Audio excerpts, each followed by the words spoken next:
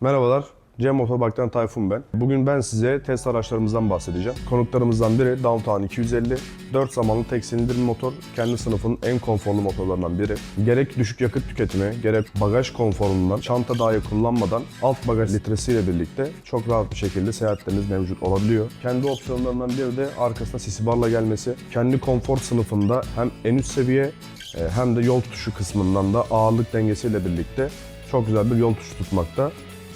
Fiyat olarak da kendisi 9-12 taksite kadar seçenekler mevcut. Vade farklısı şeklinde sizlere test aracımız olan Downtown 250'yi test etmemiz için Cem Motopark'ı bekliyoruz.